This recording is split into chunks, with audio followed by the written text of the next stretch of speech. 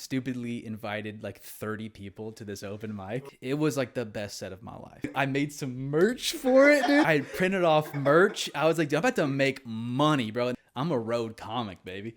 Well, thanks for doing the show, man. Appreciate it. Yeah, stoked. Stoked to be here. Yeah. Do you just want to start off by saying who you are and what you do? Yeah, Mike Heath. I'm a stand-up comedian. Nice.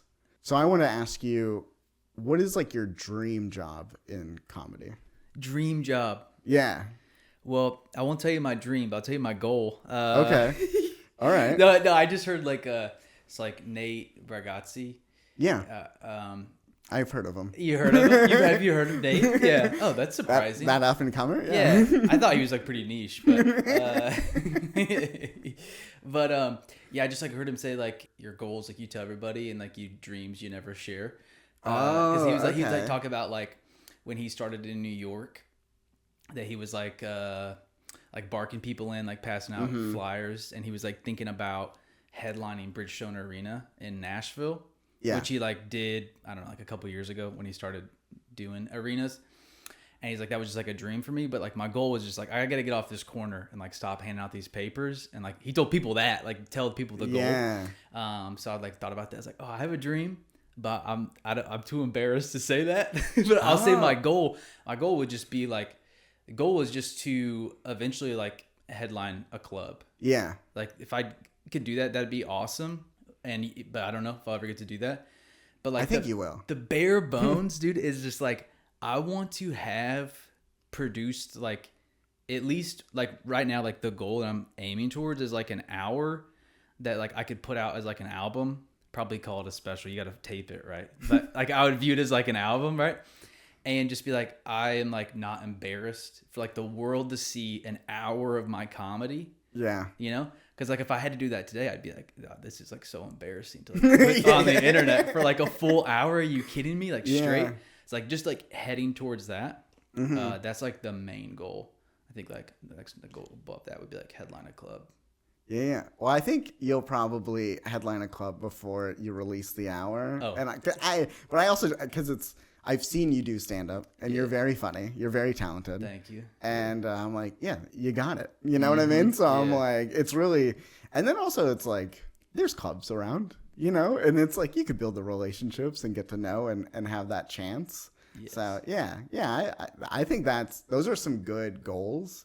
And, I don't know if you've like ever listened to the show, but I heavily end up talking about goals and vision boards. I feel like so much. It's like, yeah, for sure. It's like always on my mind. No, I saw your vision board. Yeah, the 2025. Oh, thanks. Yeah. Cutouts, everything. I saw that. Yeah. But yeah, I just like, I'm always thinking about goals for myself because I feel so lost in comedy if I don't have those. And I think you're like perfectly where it's like the hour or headline. It's like those things that, you know, kind of the steps to get to it in some way, but it's like it's just out of reach right now. And then it's like, okay, then you can do those. Then like the next set of those, it's like super important to me. Cause like right now I don't have a lot of goals. And so I am like feeling a little lost in comedy because it's like, I'm at that reset right now of just like, I finished some goals. And now I'm like in the water, kind of just looking around, being like, "This is a big ocean."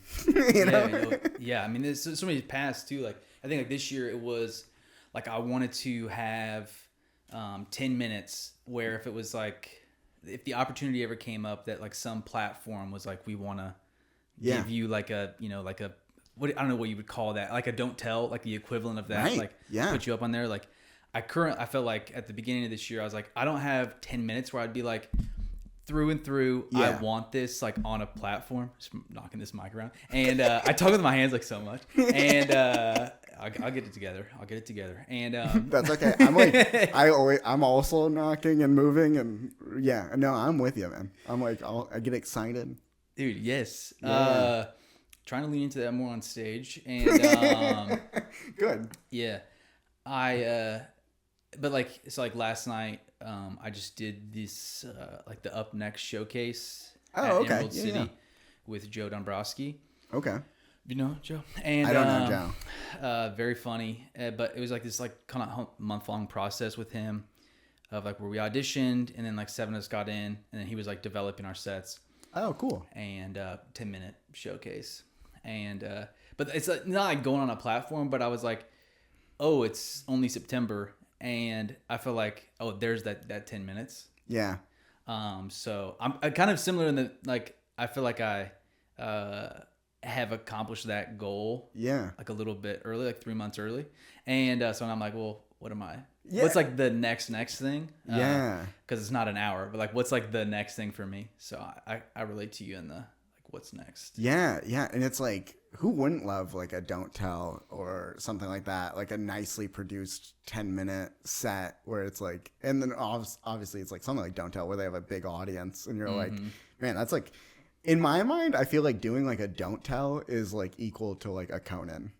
Oh yeah, for sure. It definitely, that's crazy that that's the case, but I really agree with you on that. Like for sure, I would feel probably equally as big. I think to get either of those. Yeah, at it's this huge. point. Yeah, it's such a big thing. A lot of people are watching what Don't Tell's doing, and then I don't know if you saw, but like the other day, it's like I opened Hulu and now Don't Tell has like a season on Hulu. Oh, no way. I did not know that. Yeah.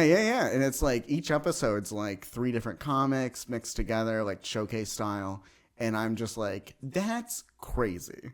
That like, I'm wondering if those comics knew that path. You know, probably not when it was like filmed. And it's like now all of a sudden it's like, now I got a Hulu credit. You know, it's like. You'd take it. Yeah. Right? That's crazy. So I love that goal. I love the idea of like trying to work towards something. And also in comedy, it's always been really hard for me to get a 5 to 10 minute tape that I felt like this really shows me and that I nailed it. Because also like I'm a storyteller. And so some of my stories can be longer. And then it's like, okay, if I'm doing this 5 minute, I'm trying to like fit into that math of like a smaller joke, or a small joke and then like a longer story. And that was always a struggle for me, like early on of like, this 5 minutes doesn't really show what it looks like when I do stand up. Would you get a good one? And then it's like, oh, that was like, my jokes were on that night. The crowd was into it. You know, the camera was going. Got it on tape. The sound works. Yeah. And then 6 months later, you're like, oh, I'm like way better. So now I got to start over again. You know, I can't send them this. Are you kidding me? Like at the time, I was like, this is like the best I've got. And now you're like, that's trash. You know? Like the quality's good, but I'm way better than that. Then it's just a wash. You know, it's like, well, okay. Yeah, and that's like how I felt when I first started working on like my first ever like long like headlining set. Was I was constantly like, you would write the new 20 minutes and then half of the 20, like the 40 minutes, like 20 minutes of old stuff, 20 minutes of new stuff, and the new stuff's better than the old stuff. And you're like, I got to throw all this away. You know, you're just like, it's just like that constant, like, I'm never going to have the set, you know? Yeah, so you just taped a special kind of recently, right? Yeah, just like a couple of months ago. Yeah. So how much newer, like when you do like a headline set, like say this weekend, if you had a headline set. Sure. Are you still doing that material, or how much, like what's your percentage like working in new, or did you just do clean slate? You've completely started like, I've got nothing from that. No, I can't clean slate, because if I'm like headline, like I do have some gigs coming up. Like I'm about to go to Colorado like at the end of this month to do some gigs, right? And I know that 30 to 40 minutes is going to be basically from the hour. And then 10-ish to 15-ish or whatever is going to be newer or stuff that didn't make it into the hour. So that's kind of where I'm at right now, where it's like I would love to be able to go out with a whole new hour. like I just don't have it. And also I'm like, the summertime, I gave myself a break from like trying to make a new hour, and I'm not really trying to make a new hour. So I think things are just going to get replaced over the next few months, and then maybe in January I'll be like, oh, it's mostly new. But yeah, like I'm also lucky that I filmed it, but it's not out yet. So yeah, for sure. You still got that. That's great. Yeah. So it's not like burned yet, if we still believe that. I don't know. Oh yeah. I don't know what to think about that, but yeah, because like how much do you feel like you had left over from your hour? Like it's not going to go on the special. Is there anything that you have like 5-10 minutes? Yeah, probably like a rough estimate. I'd say there's probably like 10 to 20 minutes of stuff that like great. I either have done on the road or I thought would make it but didn't make it or whatever. So it's like stuff that I just have over the years, the last couple of years, that are just kind of like floating around. And then plus I've been kind of coming up with some ideas randomly lately. Like even today I was kind of like thinking of some ideas, but yeah, we'll see with that. I don't know. Some of the new ideas are bad. So yeah. Got to get through the bad ones to get the good ones. Yeah. So that's kind of like where I'm at right now. What's your writing look like? Like, do you write, like sit at a coffee shop and write, or you just kind of like let things come to you? Or man, I wish I had a system, and I okay, all right. I so desperately want to be a system person, and I try a system for like 2 weeks, and I just get bored with the system existing.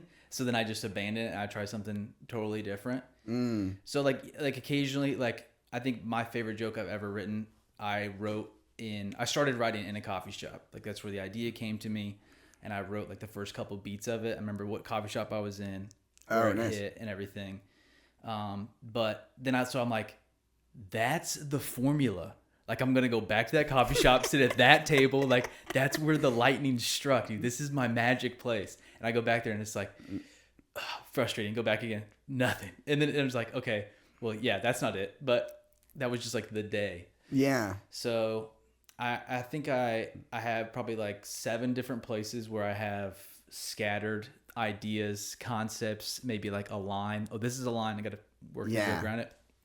And just like no formal rhythm or system, but like always be writing is just what I like, my philosophy. Yeah. So just capturing those and trying to not lose them. Like there's this one premise that and maybe you can relate to this, I don't know. I wrote down on a piece of paper. Yeah. And it truly might be garbage, but in the back of my mind, it was brilliant. And it's on a notebook that I lost. Oh. And I could not, I've like spent so much time like mulling over what was it? And no. But like, it's like this, just like golden rabbit. I'm like chasing, like what was that idea? As I remember writing it down, and then I would like come back to it, and then I started a new notebook, and I just forgot about it because like it just like stopped working. So then I abandoned it for a little bit. Like, let me come back to this, and I was like, oh, I've always got it in the notebook, so it's there for me when I'm ready to return to it. You know, my sweet love. And then I lost the notebook. So that is like losing a notebook is the scariest thing. Isn't it? Yeah. Now, because also I have a bad memory, and so if I lose a notebook, that hour's gone. Yeah, for it's sure. Like so much stuff is just gone. For sure. Yeah. What I thought you were gonna say is like that you thought of an idea and you know it's gold, but you were like, I can't craft it yet, or like when I'm trying it, I'm like, but you just know in the back of your head. Like I get those, and sometimes I obsess over those too much, where I keep doing them and I'm like, it's just not working, and I'm like, no, but if you could just see what's happening up here, it's really worth it. Yeah. But it's getting it out there. Like I spent so much time on like a joke about Jackie Chan that never added up to anything. And could I tell you it now? No, I don't even remember it. But like I just remember like months of like trying it so many different ways and then being like, is this? And then like one of my friends is like, it's okay to move on, man. You can just move on from it. Yeah, sometimes it doesn't work. Yeah, I go through phases where it's like I've definitely used to be the person that would sit and write for an hour every day. Like when I had like a restaurant job, and I can vividly remember like going to the same coffee shop every day for an hour and just like setting a timer and being like, I'll be here for an hour. If I write something, I write something. If I don't, I don't. And then like writing a lot there. And then I go through phases where I mostly write on stage, and then I go through phases where I'm like writing mostly in a notebook. It's like ever evolving for me, but I'm trying to like accept the fact that it's okay if I just end up going on stage and like ranting about an idea and seeing if anything sticks versus like need to thoughtfully write every word out, you know? So yeah, it's definitely, a process, and who knows, maybe next year I'll feel different about all that. You know, like what would you say is like your relationship with stand-up? Do you feel like you have a good relationship with stand-up, or? That's wild. I've never been asked that before. It's like a great question, but I was like, well, I've never like thought about that like that. I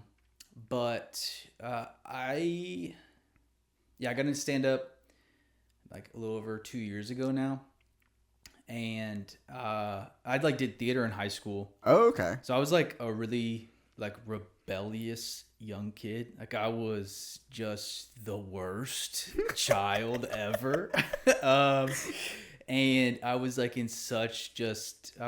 my dad went this tour in Iraq, and then my mom was like going through it because then she was like essentially like a single mom of like 2 kids for like this year or whatever. And I was just so bad. And then I was like going into high school and just getting in so much trouble like all the time, using substances. And then I had to do like a fine arts credit or like humanities, whatever they call it in high school. Yeah. And I had a friend who was doing like the theater class, and that sounded more interesting than whatever like the other option was. And we started like pretty early on into this semester or a quarter or whatever it was, improv, and just like fell in love with performing. I had never like really like performed before that, and I did like sports and stuff, but not like art.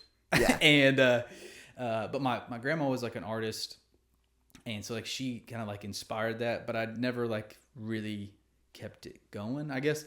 But in theater and doing improv, fell in love, like was totally like the Troy Bolton of like my high school, like on the varsity football team, but also like doing the musical. So but could not sing, and so I just like hammed it up. Like I was always just like the character who didn't really have to sing but was just like a goofball on stage. And then went to college, like didn't do any theater. I was actually going to major in theater. Oh, interesting. And then my girlfriend's mom at the time, long story, was living with them, and she was like, do you really want to be a broke artist for the rest of your life? How are you going to provide for my daughter? And I was like, yeah, you're right, I should get a business degree. And then so I did that. And then during the pandemic, so fast forward 10 years, I just like got into watching stand up a lot because we were all just stuck at home. Yeah. Then after the pandemic lifted, I'd moved out to the Northwest, and I went to a stand up show, and I was like, this looks like super fun. Yeah. And just wanted to tap into it. Did my first signed up for my first open mic over at Spokane Comedy Club. Spent like a month writing those, like that 4 minutes. Like I gotta get it. Yeah. Stupidly invited like 30 people to this open mic. Oh boy. Just like not thinking about it. Yeah. But I was just like so stoked about it. I was like, I'm going at the comedy club open mic. My first time. And these jokes will crush. And they did, but it was because 30 of the 35 people there were like my friends. You know? Right. So of course I murdered in front of them, right? And then just caught the bug. And just like fell in love with it, and it just became something I was like always thinking about every day. Yeah. Like joke ideas, writing, when can I get up and try this, and wanting to humiliate myself at a bar, you know, for 5 minutes. So I think it's like now, it's not my full-time job. Doesn't pay any bills, but I spend way too much time on it. That's what my wife says, and not just kidding. She doesn't. She loves it for me. And but yeah, so what my relationship is to it. I think that was your question before I talked for like 7 minutes. Just like passion. I feel like what you just talked about was like just I hate to say it, but like the obsession of it all, like early on, where it's like we're just so excited about it, and it's like what we're thinking about all the time, and you're like, man, I'll go up right now, like you're like always just like ready to do it, and you don't mind waiting 4 hours at an open mic to go out, the classic whatever, right? Like all the stuff you have to do in the beginning, and you're just excited that the opportunity's there. And then I was thinking about today where it's like I used to put so much weight on like my personal, I guess for lack of a better term, like my own personal worth on like my set, where it's like if a set went bad, then I'm like, I'm feeling it, it's like I've bombed before and been like, I need a moment, but and then like you have a great set and then all of a sudden you're like, I'm great. This is good, and like just that ups and downs of like riding that. And then like now where it's like, I don't feel like I put so much self-worth on my set so much. But it's like, I guess I'm like more comfortable with like the performance, and then also like that each set is whatever that set is, that it doesn't mean that I'm either like, no, not every set means if I'm a good comedian or a bad comedian, and so that's why I was like, I'm wondering how you're feeling about your relationship with stand-up, if you're feeling like if like that's tied up in it, or if you're able to kind of step away from it that way, or if you're not even viewing it at all that way. Oh no, I hear you. I think I maybe go ebb and flow. Yeah. Maybe like on how like my day went. Okay. Like my day job, had a bad day, and then had a horrible set. Like we were talking about that roast battle I did. Like that was a tough night. Yeah. Like, I haven't bombed that hard in a while, and I was like, yeah, maybe I am actually not good. And like on the that was a dark drive home, man. Like really, oh dude, yes, bro, it was so dark. And I gave another like comic a ride home afterwards, and I was like, can we just like not talk just about silence what happened, dude? Or was it just the radio turned up? Or I was like, let's talk about anything else. Just get my mind off of what just happened. And so I feel like in general, I know I was thinking about like last night. Yeah, there's a big show, it's like a big taping, like a big film crew out there, which like I've had like what felt like in the moment like really important sets, but not with the like film crew there. It's different. Yeah. So like I felt like a ton of pressure like leading up to that. I was like, it's not like my life is gonna change either way like after this filming, but I think I, for better or for worse, just like made it something's like, if this goes well, I'm like on the right way. Yeah, like 'cause I worked like so hard on this like 10 minutes of material, and it kind of been my goal for like this year or whatever, so I kind of felt like an early indicator of that. And it was like the best set of my life. Oh, nice.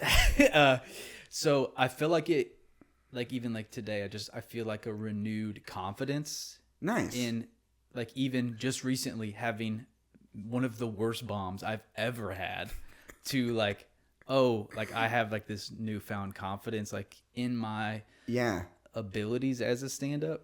So I'm feeling pretty good right now. Yeah, but that could change. I'm a pretty emotional dude. And okay. I have high highs and I have low lows. I'm always on the roller coaster. I'm never off. It's just a continuous, we're just going around. I'm never getting out of the cart. I'm always on the roller coaster. So you caught me on a good day, to be honest. That's great. I'm glad I caught you on a good day. I'm glad that we didn't do this right after the roast. Oh, I might have can't. No, I would have come. I would have come because I'm a people pleaser and I would have felt bad disappointing you. But I don't think I would have been fun. But, yeah.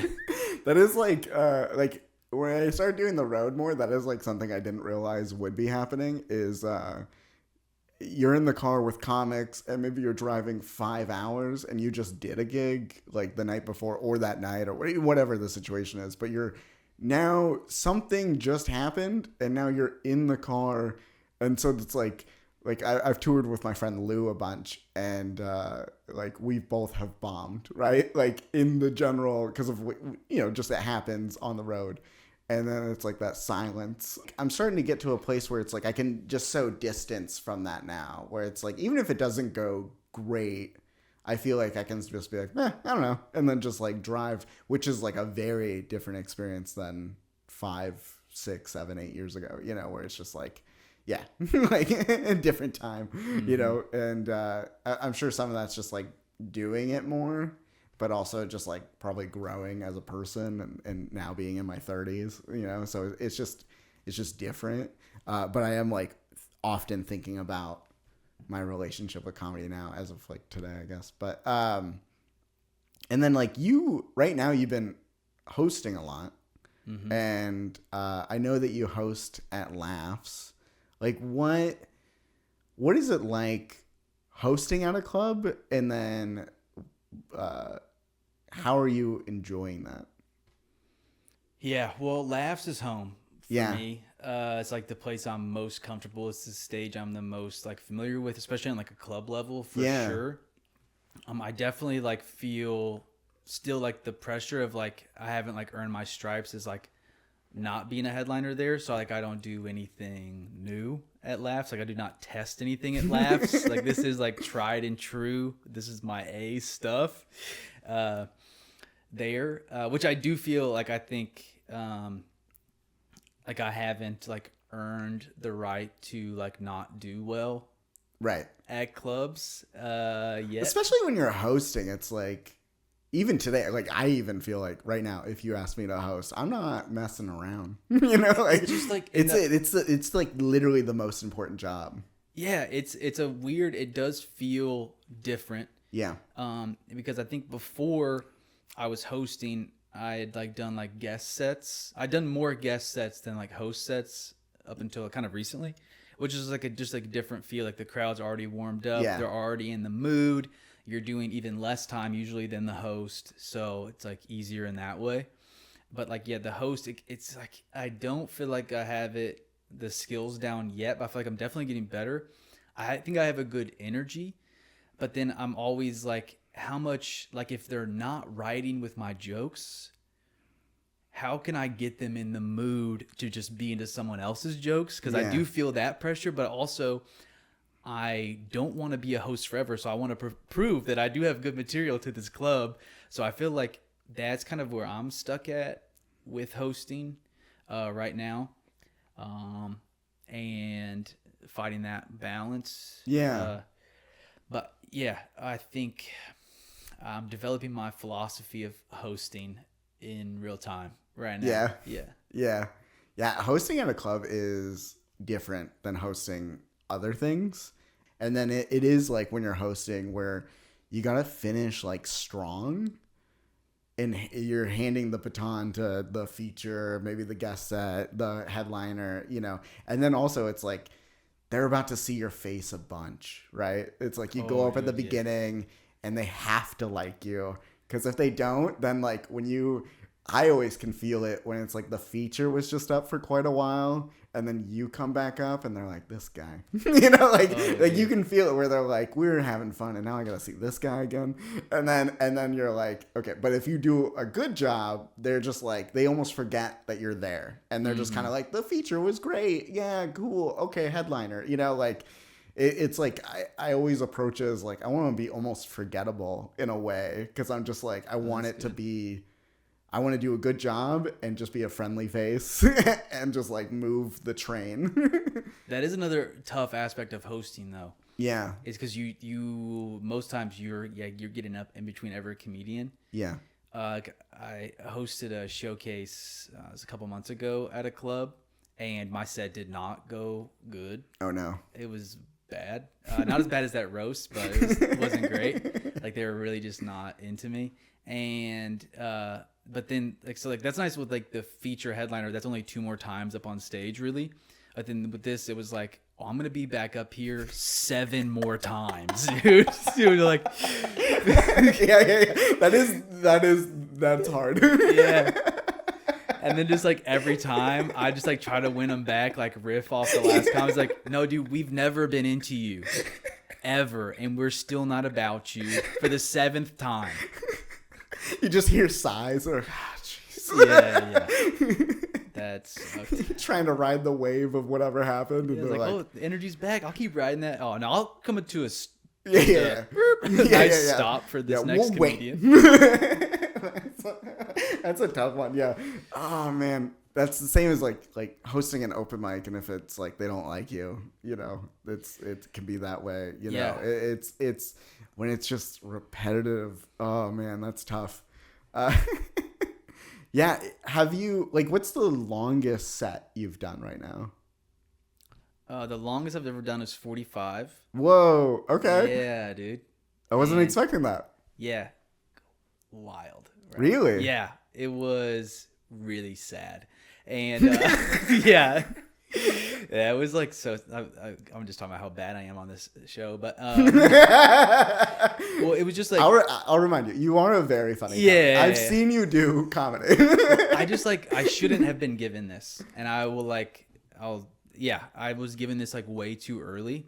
It was just like this show like out in the middle of Washington.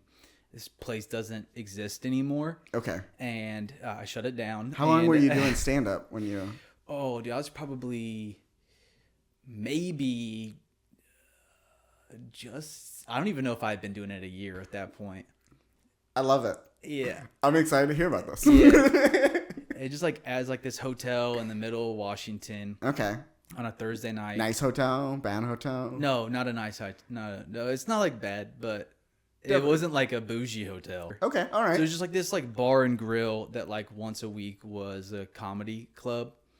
But I talked to people about who'd done the gig before, and they were like, dude, the last time I was there was 300 people in that room. Whoa. And I was like, oh, and I think I was just believing that I was hot stuff. And I was like, I'm going to kill, dude. This is going to be awesome, dude. 300 people? Those 300 people, they're going to all follow me on Instagram. Dude, I made some merch for it, dude. I had printed off merch. I was like, dude, I'm about to make money, bro. And they're giving me a hotel room. They're paying me, dude. I'm a road comic, baby. Yeah. And I showed up. Signing autographs. You got custom sunglasses. Dude, I had the little sign-up sheet for my email list and everything, dude. Yeah, of course. I was like, I'm on the road. And I show up there 30 minutes before the gig, and there's 5 people in the room. 3 of them are the bar staff. Nice. And all the TVs are on playing the Thursday Night Football. And that did not change. So I did 45 minutes. I remember there was at one point, it was in the middle of my set. I was like, all right, let's just do some stretches. And I just started lunging on stage just to get them to pay attention to me. Because I have 20 more minutes and I have to do my time. Was that how many people the whole time? What did you say, 6? Yeah, 5 people. 5, 6? Oh, okay. Yeah. One of those people in the crowd, my father-in-law. And brutal, dude. I got off stage after I did my time. And I did not look at him. But I was stupidly... I did my merch pitch, and then I went over by the door and I stood with my email list and my merch, and I was like, come see me on your way out. And nobody came. They all just stayed there in their seats, and I just stood there for 15 minutes, and then I was like, okay, I'm gonna pack up. How'd you fill the time? I'd stretched for quite a bit. I did some lunges. I like that you're stretching your set with literal stretching. Yeah, exactly, dude. Just trying to fill the time. Being a ham. I tried to do some crowd work with some people who were watching the game. And I love this. I wish I was there. Oh, dude. I have the tape of it still. I'll show you later. And I got off stage, and I was talking to my father-in-law. I was like, you did it. Yeah. You did it. You did the time. Mm-hmm. And then I went up to my hotel room. Still got paid for, so that was sick. And then the feature was I don't know why they had you headline. And I was like, yeah, me either, man. I don't know what they were thinking, how this was going to go. So, yeah, definitely. The feature was not on your side. No.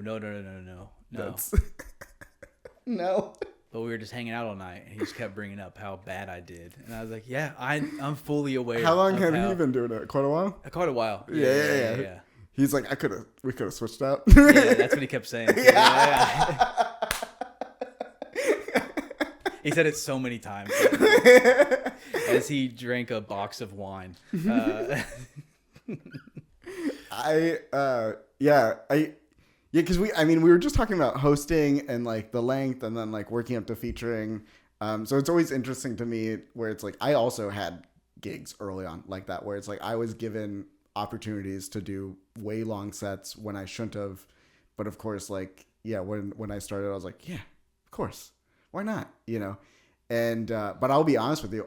I think those helped me a lot for when I actually started doing longer sets because it's like that scary, like you now know exactly what it feels like to be up there for that amount of time. And even just that is nice to know because when you start doing long sets, you're like, whoa, I'm still up here, huh? Like there's like that weird, like you're like, I'm used to 5 to 10, but now that I'm like 20, 30, 40, you're like, there's like a real marker here. Yeah, I don't know how I feel that time, to be honest. Really, besides like the stretching and stuff, because even like now being like in here, it's like 45, I couldn't do 45. Like I wouldn't like be like, can you do 45? No, I can't. Like I'll be honest. Like I could do it. Obviously, I've done it before, but right. Like I can stand on stage for 45 minutes, but I don't have 45 minutes of material. But yeah, I feel like that's a big stretch. Yeah. And there's like a weird thing where it's like, I feel like there's like the 5 to 10. And then once you get to like 20 minutes, that's like a certain thing. And then after 20 minutes, it's like different.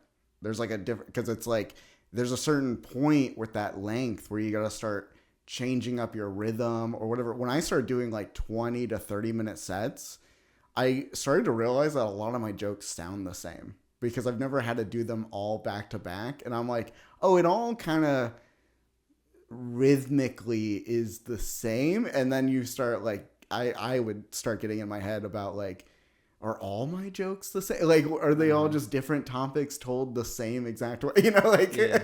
and then it's like, you got to like switch it up on them or it's such a weird process. Like once you get past that like 20-minute marker, but it's like, I don't know. I think there's like a real sweet spot of like 10 to 15 where it's like a good like feature set where you're like, the crowd's hot. You don't have like the stress of being the headliner and you're like, I'm chilling. Like, yeah, I feel very comfortable there. Yeah. Yeah. It's like it's a fun place to be. It's like, where it's like if you're headlining, maybe it's like not only are you stressed about ticket sales and then like also like maybe what they've seen in the past and then like they're like they came to see you or like at least like bought a ticket to see someone do that. But like when you're the feature, you're like, I'm hanging. I'm just chilling, which is like, I love it. I would totally like, I love featuring. Yeah. I haven't featured at a club yet. Like I've just like done like bar shows and stuff like that. And I like really like that. And I feel like I just need a lot more of those reps before I'm ready for the club. Yeah. Like a weekend feature. I think I would be very sweaty and nervous for yeah. Like way more than I already always am. But yeah, maybe that's my next goal is work towards that. Yeah. I think that's great, man. I totally believe that you could do it. I'm not stressed about you doing a feature set all weekend. I think you have it. But yeah, it is like that too, where it's like doing one-offs and then all of a sudden like at a club where you're like 2 shows a night maybe or like just back to back to back and you're like the growth like anytime like when I started working the road and just like doing gigs every night and then I'd like come home and I'd be like I'm a different comic from just doing gig after gig after gig. It's just like getting that many reps is like tough, so it's like being able to feature at a club for a whole weekend is like such a nice like job. Oh yeah, like, for so sure. much growth. And I feel like maybe that I'm wrong on this, but yeah, I feel like the feature has some of, I don't feel the freedom as the host. Like it's such limited time to like work in new stuff really. Maybe like 1 little minute in the middle, maybe you speak something. But like the feature, you just got all that time, not the headliner set, but yeah, like where you can have a 5-minute stretch in the middle and they're probably going to forget that it wasn't as good as your closing material. You know, you have that space to work. And yeah, I totally feel you on like the weekends that I have hosted, getting to do like 4 shows in front of like good crowds. Yeah, I was like that too. Yeah, the development of that is the best. Yeah. But to kind of wrap this up, I did want to make sure that we mentioned you have your podcast. That's right. Yes, I do.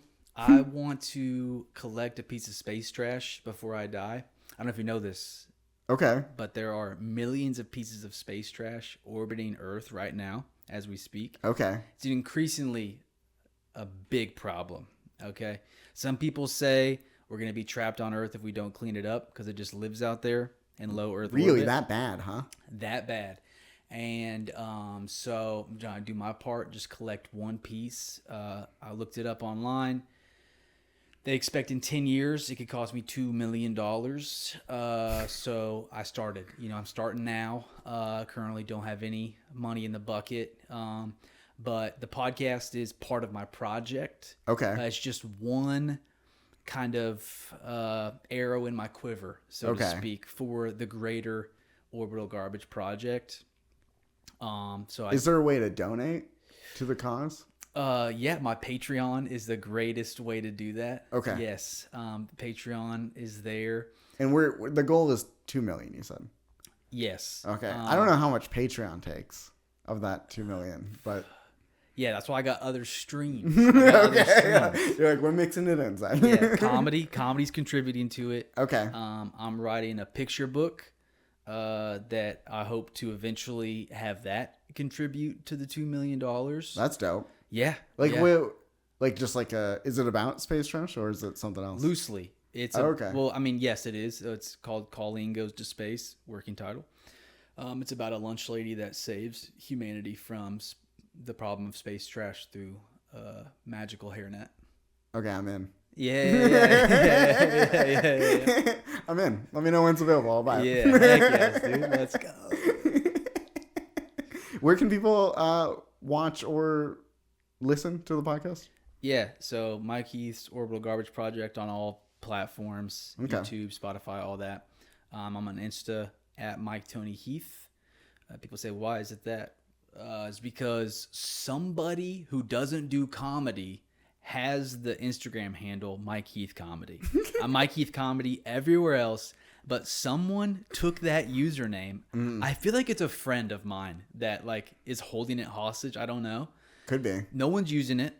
I've like Googled, is there other people named Mike Heath doing comedy that exist in the world that like are holding on to it? Nobody has my name. There's like no post on it or what? No post. There's no other Mike Heath on the internet doing comedy. Yeah. I don't know if you are hearing this. Let me look into the camera.